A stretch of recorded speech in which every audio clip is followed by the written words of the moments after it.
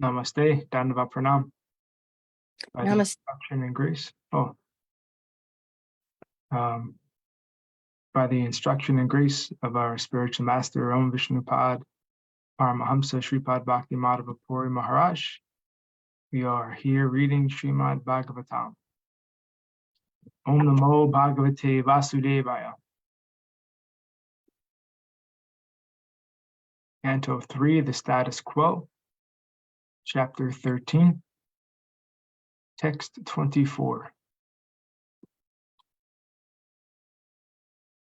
Brahmanam harshayam asa, harishtamscha dvijotamam, svagarjitena kakuba, pratisvanyata vibhuhu. The omnipotent Supreme Personality of Godhead enlivened Brahma and the other highly elevated Brahmanas by again roaring with his uncommon voice, which echoed in all directions. Purport. Brahma and the other enlightened Brahmanas who know the Supreme Personality of Godhead are enlivened by the appearance of the Lord in any of his multi-incarnations. The appearance of the wonderful and gigantic incarnation of Vishnu as the mountain-like boar did not fill them with any kind of fear, although the Lord's resounding voice was tumultuous and echoed horribly in all directions as an open threat to all demons who might challenge his omnipotency. Text 25. Te garitam svakeda shayishnu maya sukarasya janastapa satya nivashinaste shibhi pavitrar munayo gunansma. When the great sages and thinkers who are residents of Janaloka, Tapaloka, and Satyaloka heard the tumultuous voice of Lord Boor, which was the all-auspicious sound of all-merciful Lord, they chanted auspicious chants from the three Vedas. Purport. The word Maya is very significant in this verse. Maya means mercy, specific knowledge, and also illusion. Therefore, the boar is everything. He is merciful, he is all knowledge, and he is illusion also. The sound which he vibrated as the boar incarnation was answered by the Vedic hymns of the great sages in the planets Janaloka, Tapaloka, and Satyaloka. The highest intellectual and pious living entities live in those planets, and when they heard the extraordinary voice of the boar, they could understand that the specific sound was vibrated by the Lord and no one else. Therefore, they replied by praying to the Lord with the Vedic hymns. The earth planet was submerged in the mire, but on hearing the sound of the Lord, the inhabitants of the high planets were all jubilant because they knew that the Lord was there to deliver the earth. Therefore, Brahma and all the sages, such as Bhrigu, Brahma's other sons, and learned Brahmanas, were enlivened, and they concertedly joined in the praise of the Lord with the transcendental vibrations of the Vedic hymns. The most important is the Brihan Naradiya Purana. The most important is the Brihan Naradiya Purana verse. Hare Krishna, Krishna Krishna, Hare Hare, Hare Rama, Rama Hare.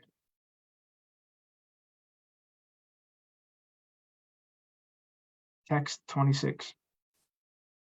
Isham satam veda vitana murtir Brahma vadharyatma kanuna vadam vinadya bhuyo vibudho dayaya Rajendra lilo jalam avivesha. Playing like an elephant, he entered into the water after roaring again in reply to the Vedic prayers by the great devotees. The Lord is the object of the Vedic prayers, and thus he understood that the devotees' prayers were meant for him. Purport. The form of the Lord in any shape is always transcendental and full of knowledge and mercy. The Lord is the destroyer of all material contamination, because his form is personified Vedic knowledge.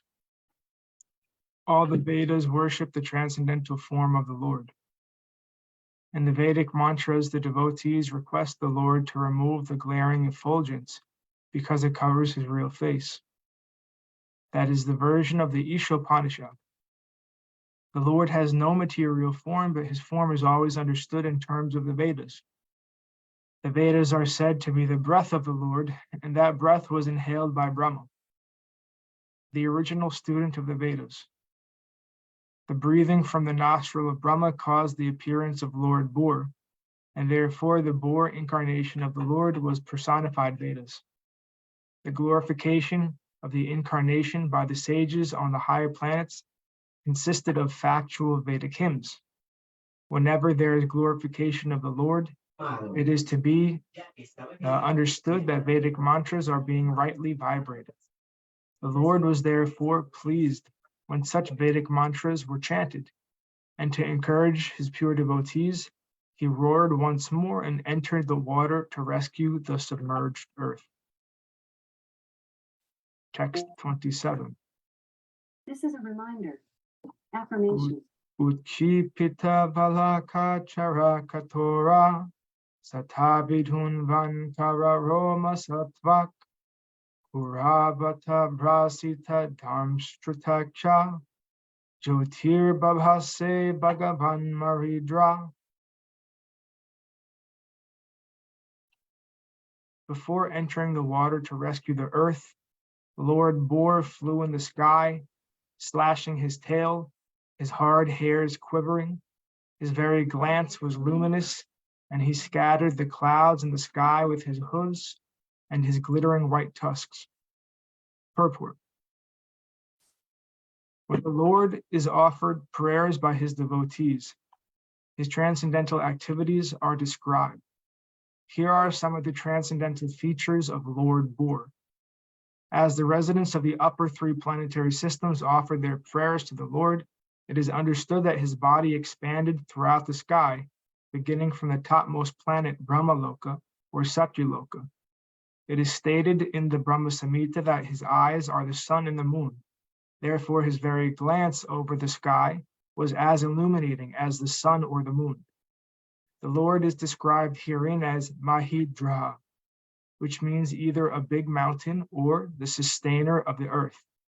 In other words, the Lord's body was as big and hard as the Himalayan mountains. Otherwise, how was it possible that he kept the entire earth on the support of his white tusks? The poet Jayadev, a great devotee of the Lord, has sung of the incident in his prayers for the incarnations. Vasati dasana shikare, Vasati dashana shikare, Dharani Tavalagna, Stashini Kalanka, Kaleva Nimagna, Keshavadruta Shukara Rupa Jaya Jagadisha Hare.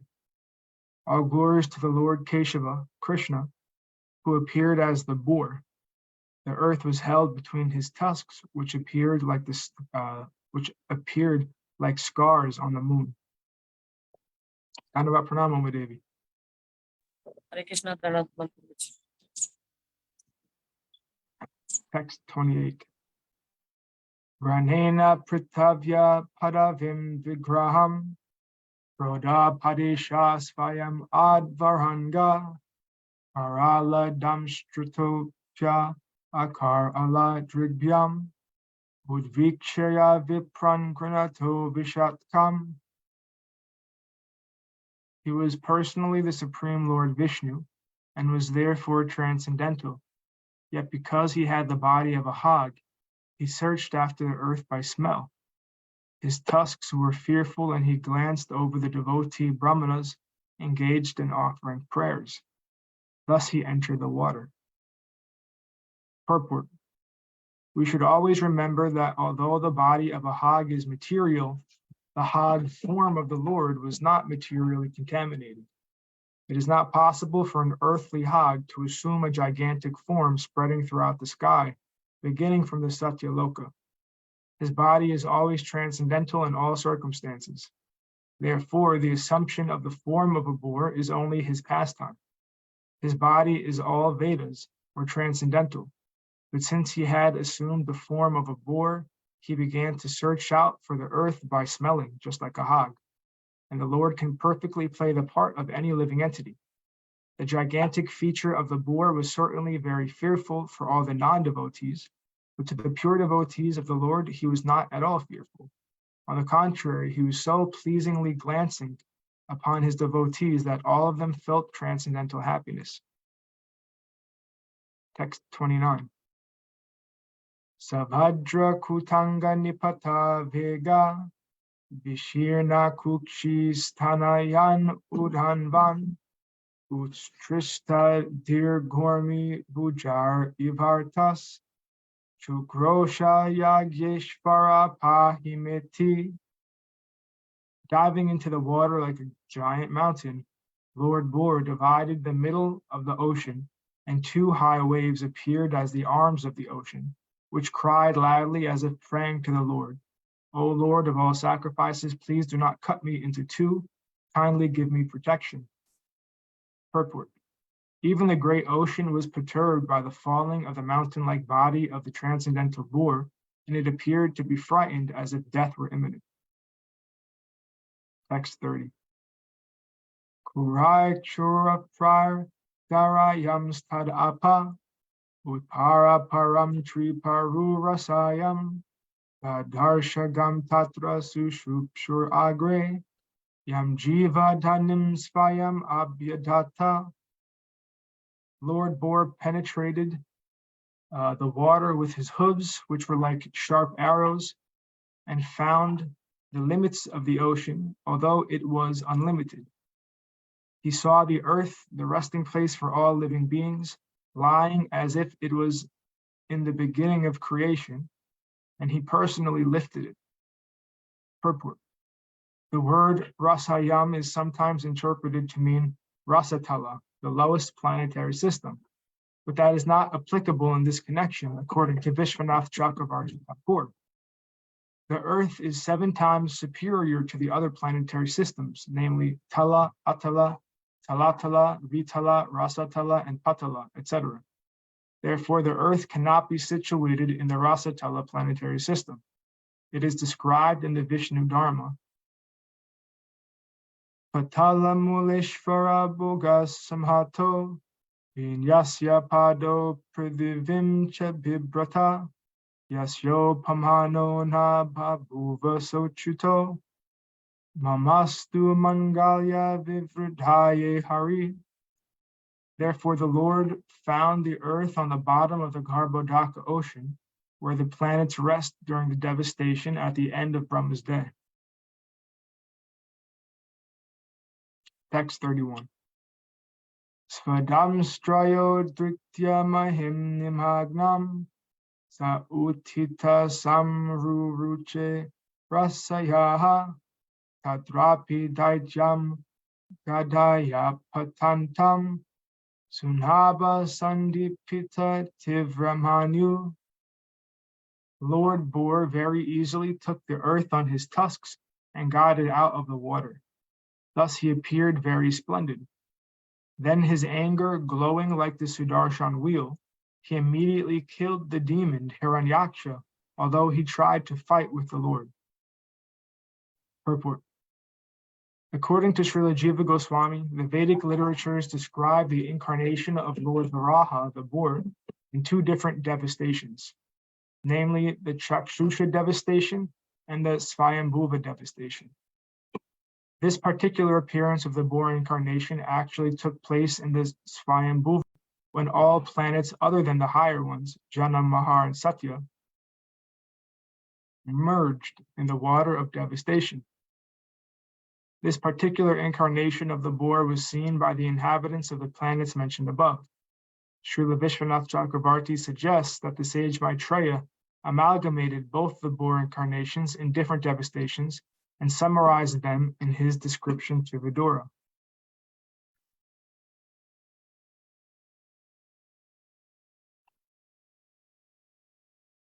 Text 32. Jaghana runtanam asya vikramam Salilaye bhamragarad ivam basi Tadrakta pankankita gandatundo Yata gajendro jagatim vibindan. Thereupon Lord Boar killed the demon within the water, just as a lion kills an elephant.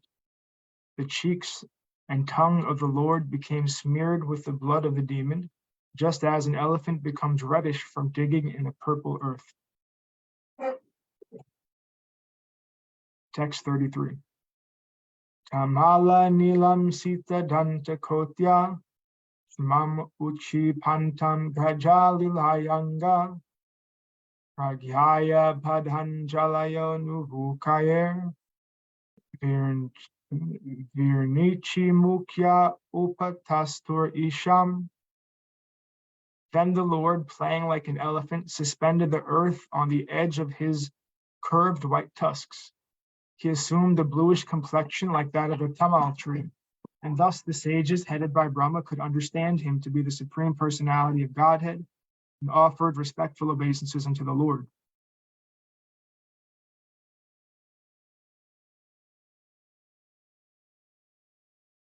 Text 34. Rashaya uchu jitam te jita yagya bhavan trayim tanum spam paridun vatenam yadroma garteshu niliyur adhyas tasmai namha karana shukarayate. All the sages uttered with great respect, O unconquerable enjoyer of all sacrifices, all glories and all victories unto you. You are moving in your form of the personified Vedas, and in the hair holes of your body the oceans are submerged.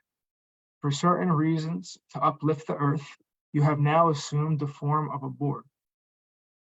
Purport. The Lord can assume any form he likes, and in all circumstances he is the cause of all causes. Since his form is transcendental, he is always the Supreme Personality of Godhead, as he is in the causal ocean in the form of Mahavishnu. Innumerable universes generate from the holes of his bodily hairs, and thus his transcendental body is the Vedas personified. He is the enjoyer of all sacrifices, and he is the unconquerable Supreme Personality of Godhead. He is never to be misunderstood to be other than the Supreme Lord, because of his assuming the form of a boar to lift the earth. That is clear understanding of sages and great personalities like Brahma and other residents of the higher planetary systems. And thus ends our reading for today. We'll continue from text 35 on Friday. Before we stop, are there any questions or comments from the devotees? I have a question. Okay. So I know we were talking, you were referring to Lord Boar for all the readings, but the reference kept coming to like an elephant, like an elephant. Why a boar instead of an elephant? No, it said when he killed the demon, so Lord Boar means Lord Varāha. Varāha just means boar in Sanskrit.